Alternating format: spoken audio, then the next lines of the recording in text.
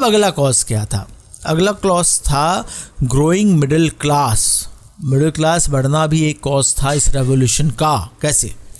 18th century में क्या हुआ, एक नया सोशल ग्रुप, पहले क्या होता था वर्ल्ड में, हम कहते थे ये हाई क्लास का है, ये लोअर क्लास का है, पर वर्ल्ड में 18th सेंचुरी में एक नया सोशल ग्रुप क्रिएट हुआ जिसको नाम दिया गया term the middle class, who earn their wealth through overseas trades from manufacturing goods and profession. Like कोई जना डॉक्टर बन गया तो प्रोफेशन से उसने अपना पैसा वेल्थ बनाई, या कोई वकील बन गया, एडवोकेट बन गया, या फिर उसने मैन्युफैक्चरिंग का काम शुरू किया और उसने खूब सारी मैन्युफैक्चरिंग, जैसे हमारे देश में भी देखेंगे कि बहुत सारे लोगों ने छोटी छोटी फैक्ट्रियाँ लगाई, आज वो अच्छा कमा रहे हैं। ओवरसीज ट्रेड्स, उस ज़माने में लोग नावों में, शिप्स में सामान भर के जाते थे, और पहले तो ट्रेड में, ओवरसीज ट्रेड में बहुत पैसा था। जैसे कि लोग इंडिया जो है मसाले ख़रीदने आते थे, वहाँ से कोलंबस ने इंडिया को ढूंढना शुरू किया। कोलंबस भाई साहब तो पहुँच नहीं पाए, वास्को डी गामा पहुँच गए, पर एनीवे वो दोनों को आपस की लड़ाई है उनकी, उन्होंने उसके लड़ाई की भी नहीं। जो वो अमेरिका से खुश था, वास्को डी गामा, इंडिया खुश था, पर हम बात तो फ्रांस ही कर रहे हैं ना, तो फिर बार बार भटक जाते हो यार, कभी इंडिया की बात करते हो, कभी कोलंबस की बात करते हो, अमेरिका की बात करते हो। तो मिडिल क्लास तैयार हुआ जो ये सब काम करता था, कोलंबस और वास्को डी गामा वाले, या फिर मैन्युफैक्चरिंग वाले, या फिर प्रोफेशन वाले, उनको एक अच्छे प्रोफेशन जुड़े हुए थे, तो उन्होंने पैसा बनाया मेहनत से, कर्मवीर, खून पसीना बहाकर, खून पसीने की जो मिलेगी वो खाएंगे, ten ten ten ten ten ten. तो उन्होंने खून पसीना बहाया और उन्होंने पैसा कमाया और वो मिडिल क्लास कहलाया। द क्लास वॉज एजुकेटेड, अब वो पढ़े लिखे थे क्योंकि पढ़ाई कर कर वो सीखते थे। ऐसा तो थे नहीं कि वो पैदा ही रईस हुए हैं, नहीं पढ़ेंगे तो भी रईस ही रहेंगे, या फिर वो शाहरुख खान वाले रईस बन जाएंगे, ऐसा नहीं था। तो यहाँ पर ये लोग मेहनत वाले रईस थे। This class was educated, believe that no group in society should be privilege by birth. वो कहते थे हम कर्म से आगे बढ़े हैं, और गीता में भी, गीता उन्होंने नहीं पढ़ी थी, हम हमारी बात कर रहे हैं, गीता में भी लिखा है कर्मण्येवाधिकारस्ते मा फलेषु कदाचन, पर वहाँ पे उन्होंने ऐसी कोई बात बोली कि कर्म से ही हम आगे बढ़े हैं, तो बर्थ से राइट नहीं मिलने चाहिए। जो आप कहते हो नोबेल लोग हैं, इनको बर्थ से राइट मिल जाएंगे, हम नहीं मानते इस चीज़ को, हम मेहनत से आगे बढ़े हैं। And they were inspired by the ideas put forward by various philosophers। उस ज़माने में बहुत सारे philosophers हुआ करते, अभी भी हैं, अब उनकी कोई सुनता नहीं है। उस ज़माने में philosophers की बातें बहुत सुनी जाती थी कि बड़ा ज्ञानी आदमी है, क्या ज्ञान देता है, सुनो सुनो। And became a matter of talk intensively for these classes in salons and coffee houses. उस ज़माने में टीवी वगैरह थी नहीं, तो लोग क्या करते थे, शाम को फ्री होकर सलून्स में, कॉफ़ी हाउसेस में बैठ के डिस्कशन किया करते थे खूब सारे। आजकल टीवी पर नहीं डिबेट देखते हो, लोग चिल्ला चिल्ला के डिबेट करते रहते हैं, तो वैसे ही वो चिल्लाते नहीं थे, ढंग की डिबेट करते थे कॉफ़ी हाउसेस में। And spread among people through books and newspaper. फिर बुक्स आती थी, न्यूज़पेपर आते थे, उनमें सब चीज़ें बात जाती थी, तो लोग पढ़ते थे, लोग पता चलता था कि ना बाय बर्थ राइट नहीं होते। पहले लोग कहते थे अरे राजा का बेटा राजा, अमीर का बेटा अमीर, बड़े आदमी का बेटा बड़ा आदमी, हम तो रह गए छोटे आदमी, तो हमें मुंह उठाना ही नहीं चाहिए। ऐसा इंडिया में भी पहले होता था। फिर इंडिया में भी देखिए अम्बेडकर जो है, बाबा साहब संविधान लेके आए और सब लोग इक्वल हो गए, तो वैसा वहाँ पर बहुत प्रॉब्लम थी। और वहाँ अम्बेडकर बाबा साहब तो गए नहीं थे, पर वहाँ के लोगों ने इस बारे में खूब बात करी। कॉफ़ी हाउसेज जो मेन सेंटर बन गए, ऐसे डिस्कशन किया और लोगों में जागृति आई, अवेयरनेस आई। The American constitution and its guarantee of individual rights was an important example of political thinkers in France.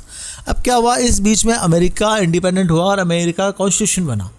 America का जब कॉन्स्टिट्यूशन बना तो अमेरिका में सबको इक्वल राइट दिए गए, और ये वर्ल्ड में एक बहुत बड़ी बात थी, क्योंकि वर्ल्ड में पहले बहुत ज़्यादा भेदभाव था, डिस्क्रिमिनेशन था, ये गोरा है या काला है। इसलिए राजेश खन्ना ने एक पिक्चर ने कहा था कि गोरों की न कालों की दुनिया है दिल वालों की, पर राजेश खन्ना उस वक्त थे नहीं, इसलिए ये बात किसी ने सुनी नहीं, उन्होंने बाद में बोली।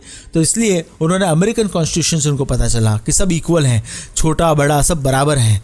तो उससे पॉलिटिकल थिंकर्स जो थे फ्रांस के, वो इस बारे में सोचने लगे कि सब लोग इक्वल हो सकते हैं। तो वहाँ मिडिल क्लास का सबसे बड़ा कंसर्न था कि सब इक्वल होने चाहिए। अब यहाँ बात आती है, मिडिल क्लास ने जिन फिलोसोफर्स की बात सुनी, तो philosophers and their contribution in revolution. Philosophers का क्या कंट्रीब्यूशन था रेवोल्यूशन में? उन्होंने मशालें लेकर नारे नहीं लगाए, गो करोना नहीं, गो राजा गो राजे। वो फिलोसोफर्स बड़ी बड़ी बातें करते थे। और एक फिलोसोफर थे जॉन लॉक। जॉन लॉकेट जो थे उन्होंने एक बुक लिखी, 2 ट्रीटीज ऑफ गवर्नमेंट, बहुत फेमस बुक हुई वहाँ पे। और अभी हम वो बुक नहीं पढ़ने वाले, अगर वो बुक पढ़ेंगे तो हम फ्रेंच रेवोल्यूशन नहीं पढ़ पाएंगे और वो बुक पढ़ते रह जाएंगे। और अगले साल फिर हम फ्रेंच रेवोल्यूशन पढ़ेंगे जब वापस को रिपीट करेंगे। ऐसे रिपीट करना नहीं है, ऐसे 2 ट्रीटीज ऑफ गवर्नमेंट के का सिर्फ नाम याद रखना है। In which he criticise the doctrine of divine and absolute right of monarch, यानी कि मोनार्क यानी कि राजा के पास जो एब्सोल्यूट राइट है। एब्सोल्यूट राइट क्या, कि राजा बोले कि आज से दिन नहीं, दिन को रात कहोगे तो फिर सबको रात कहना पड़ेगा, या राजा बोले आज से ये कानून बन जाएगा तो सबको मानना पड़ेगा। तो ऐसा एब्सोल्यूट राइट जो मोनार्क को मिला हुआ है वो नहीं मिलना चाहिए। राजा को अपना दिमाग काम में लेना चाहिए, और राजा का दिमाग नहीं है तो राजा को दूसरों का दिमाग काम में लेना चाहिए, और दूसरों का दिमाग नहीं है तो उनको जनता का दिमाग काम में लेना चाहिए। यानी कुल मिलाकर दिमाग काम में लेना चाहिए, बिना दिमाग के डिसीजन नहीं लेने चाहिए। उसके बाद जो थे जीन जैकस और रोसेउ, जीन जैकस रोसेउ पूरा नाम है, थोड़ा बोलने में ध्यान रखना पड़ता है, स्पेलिंग जरूर याद रखना। वहाँ एग्जाम में बोलोगे नहीं, बोलना तो वैसे मना होता है ना, तो वो एग्जामिनर मना कर देगा। आप तो रोसेउ की स्पेलिंग बहुत ही घुमाने वाली है बॉस, इसलिए याद रख लेना। जीन जैकस तो आपको याद रह जाएगा, रोसेउ उसकी जो सरनेम लगती है वो ROUSSEAU है।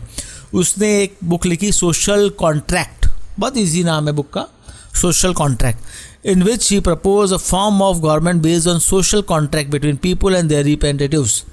अब आप देखिए, लोग और उनके रिप्रेजेंटेटिव्स, हम लोग जिनको इलेक्ट करते हैं वो हमारे रिप्रेजेंटेटिव्स होते हैं। इंडिया में डेमोक्रेसी है तो वैसा ही वो फ्रांस में जाते थे। फ्रांस में ऐसी डेमोक्रेसी इस तरीके की नहीं थी कि लोग डायरेक्ट अपने रिप्रेजेंटेटिव सभी लोग अपने चुने। तो बोला कि एक कॉन्ट्रैक्ट होना चाहिए, यानी हम जिस रिप्रेजेंटेटिव चुनते हैं वो हमारे लिए काम करे। वो तो यार अभी भी नहीं करते हैं आजकल यार, पर ठीक है चलो, खुश रहने के लिए बहुत है कि डेमोक्रेसी ये करते होंगे, हम खुश हो जाते हैं, हमने जिस रिप्रेजेंटेटिव चुना है वो हमारे लिए करता होगा। उसके बाद अगले जो फिलोसोफर थे उनका नाम था मॉन्टेस्क्यू और मॉन्टेस्क्यू, हाँ मॉन्टेस्क्यू, ये कोई मॉस्किटो जैसा नाम नहीं है, ये मॉन्टेस्क्यू है ना। तो मॉन्टेस्क्यू ने एक बुक लिखी द स्पिरिट ऑफ लॉस, वो लॉस की बातें करते थे। In which he propose a division of power, power का डिवीजन होना चाहिए, यानी कि पावर बटावा होना चाहिए within the government and between the legislative, the executive and the judiciary. जो आप इंडिया में आज आप देखते हैं, लेजिस्लेटिव होते हैं जिनको हम चुनते हैं, वो लोग जो है सरकार चलाते हैं, एग्जीक्यूटिव जो ऑफिसर्स होते हैं, जुडिशरी होती है। तो इंडिया में इंडिपेंडेंट जुडिशरी है, एग्जीक्यूटिव्स हैं, लेजिस्लेटिव है जिनको चुना जाता है। वैसा उन्होंने बुक लिखी और बोला कि ऐसा होना चाहिए। तो ये जो फिलोसोफर्स ने बड़ी बड़ी बातें करी, उन बातों का लोगों पे बहुत ज़्यादा इफेक्ट हुआ। यार इतनी बड़ी बड़ी बातें करते हैं यार, हमारे देश में ऐसी बातें होनी चाहिए, इसलिए हम मशाल लेके सड़कों पर आ जाएंगे एन इवनिंग इन पेरिस पे, और गाना गाएंगे एन इवनिंग इन पेरिस, और उसके बाद नारे लगाएंगे गो corona go, go corona go. But यहाँ पर गो राजा गो, गो किंग गो हो रहा था। तो फ्रांस में ये आउटब्रेक ऑफ रेवोल्यूशन हुआ। अब हम देखते हैं आउटब्रेक ऑफ रेवोल्यूशन कैसे हुआ। देखिए, पहले लुइस 16 ने एक असेंबली बुलाई जो स्टेट जनरल्स की थी। तो उसने बोला कि टैक्स बढ़ाने हैं, तो 5 मई 1789 को उसने असेंबली बुलाकर ये प्रपोज़ल पास किया कि टैक्स बढ़ाने चाहिए। The first and second state send 300 representatives each. जो फर्स्ट एंड सेकेंड स्टेट थी, यानी कि जो क्लर्जी और नोबिलिटी थे, उन्होंने 300 रिप्रेजेंटेटिव्स भेजे इस असेंबली के अंदर, who were seated in rows facing each other on 2 side. अब ऐसा हॉल था, इसमें एक तरफ 300 कुर्सियाँ रखी थी और दूसरी तरफ 300 कुर्सियाँ रखी थी, और वो सब बैठ गए। वो इस एक तरफ वाले जो एक स्टेट वाले थे वो एक तरफ बैठ गए और एक स्टेट वाले दूसरी तरफ बैठ गए। ऐसे कि वो शोले पिक्चर में कहता है ना असरानी, आधे इधर जाओ आधे उधर जाओ, बचे हुए मेरे पास आओ। तो बचे हुए तो कोई थे नहीं, तो सब बैठ गए, एक दूसरे को देखते हुए बैठे। वो बैठे हैं तो सामने देख रहे हैं, वो भी बैठे सामने देख रहे हैं, एक दूसरे को हाय हेलो कह रहे हैं, कैसे हो भाई साहब, ठीक हो, घर में सब ठीक है। तो वो 600 लोग, 300 लोग दोनों स्टेट के आमने सामने बैठे हैं। और थर्ड स्टेट वाले बेचारे, उन्होंने, जिनके पास ज़्यादा पैसा था, मतलब ज़्यादा वो टैक्स देते थे, वो लोग एजुकेटेड भी ज़्यादा थे, उनको पता था पढ़ाई करेंगे तो काम मिलेगा, ऐसे तो बैठे बैठे प्रिविलेजेस तो मिल नहीं रहे हैं। उसमें पीजेंट्स थे, आर्टिसंस थे, और उसमें जो थे पीजेंट्स, आर्टिसंस और वुमेन में को एंट्री नहीं थी कि आप एंट्री नहीं ले सकते। उसके जो प्रॉस्पेरियस एंड एजुकेटेड मेंबर्स थे उन्हीं को एंट्री दी गई। Voting in the state general in the past had been conducted according to the principle that each state had one vote and same practice to be continued this time। यानी कि आपका एक vote जो है वो clergy का है, एक वोट जो है नोबिलिटी का है, एक जो है वो आपके जो थर्ड स्टेट है उसका है वो एक वोट। तो अभी क्या हुआ कि थर्ड स्टेट वाले 90% हैं पर वोट उनका एक ही है ना। अब थर्ड स्टेट वालों ने डिमांड की कि नहीं, इस बार हमारा इंडिविजुअल वोटिंग राइट दीजिए, जिससे कि हमको हमारे हर मेंबर का एक वोट हो, क्योंकि हम लोग नंबर्स में ज़्यादा है। After rejection of the proposal by the king ने मना कर दिया, नहीं मैं नहीं मानता बात। Member of the third state walk out of the assembly in protest. तो थर्ड स्टेट वालों ने कहा चलो यार, अपना तो यहाँ काम नहीं है, ऐसी असेंबली में रहने का मतलब नहीं है, ये अपनी अपनी बातें चलाते हैं, हमारे यहाँ रहने का कोई फ़ायदा नहीं है। तो वो सब असेंबली से वॉकआउट कर गए, बाहर आ गए। On 20 June the representatives of third state assembled in the hall of an indoor tennis court. वहाँ टेनिस खेलने के लिए इकट्ठे नहीं हुए थे, क्योंकि उनको एक हॉल में इकट्ठा होना था, ऐसे बड़े हॉल में, से वो टेनिस कोर्ट में इकट्ठे हुए। और in the grounds of Versailles, where they declared themselves a national assembly and voted to a draft of constitution for France that would limit the power of monarch। अब उन्होंने इकट्ठे होकर बोल दिया कि अब अहम ब्रह्मास्मि, यानी कि मेरा वचन ही मेरा शासन। यानी कि वो वाली बात नहीं है, राजा कहता था ना बाहुबली पिक्चर मूवी की तरह कि मेरा वचन ही मेरा शासन है, तो बोला ये नहीं चलेगा, राजा का वचन राजा का शासन नहीं होगा। तो 20 जून को वो सब खड़े हुए, थर्ड स्टेट वाले असेंबल हुए टेनिस कोर्ट में, और उन्होंने बोला कि राजा को अपने राइट्स को लिमिट करना पड़ेगा। तो यहाँ पे हम बात करते हैं मीराबेऊ। तो मीराबेऊ थे और उसके साथ में एक और मेंबर थे, उनका नाम था एबे सियेस। जो एबे सियेस थे वो दोनों प्रीस्ट थे, जो कि नोबेल थे, पर उन्होंने थर्ड स्टेट को लीड किया। दे लेड द थर्ड स्टेट, क्योंकि वो थर्ड स्टेट से सहानुभूति रखते थे, सिंपैथी रखते थे। While the national assembly was busy at Versailles drafting a constitution, the rest of the France was in trouble. अब क्या हुआ, नेशनल असेंबली जो बनाई तो उन्होंने वो नया कॉन्स्टिट्यूशन बनाना शुरू किया, और बचे हुए फ्रांस में जोरदार ट्रबल हो गई। Sewer winter destroyed the food crops. बहुत ज़्यादा सर्दी पड़ी, एकदम कड़कड़ाती सर्दी पड़ी, खूब बर्फ़ गिरी, तो फूड क्रॉप जो थी वो डिस्ट्रॉय हो गई, which resulted in increase of the price. तो रेटें बढ़ गई। Bakers also hoarded supplies of bread की सप्लाई रुक गई। एंड उन्होंने को लगा ब्रेड की सप्लाई रोक देंगे तो बाद में ज़्यादा पैसा कमाएंगे, ब्रेड को महंगा बेचेंगे, क्योंकि वो लोग पराठा रोटी तो खाते नहीं थे। हाँ, मतलब लाइक वहाँ ब्रेड खाने का कल्चर था, और बेकर से ब्रेड लेकर लोग खाया करते थे। After spending hours in long queues at the bakery, crowds of angry women, क्योंकि क्या होता, औरतों को ये काम दिया जाता था कि बेकरी के बाहर लाइन लगाओ, क्योंकि आदमी लोग काम पे जाते थे, औरतें मेन ये काम करती थी फूड अरेंज करना, और वो लाइन लगाओ, ब्रेड खरीद के आओ। तो crowds of angry women storm into the shop. औरतों गुस्सा आया और उन्होंने भी जय महिष्मति करके दुकानों के अंदर घुस गई और तोड़ फोड़ कर दी।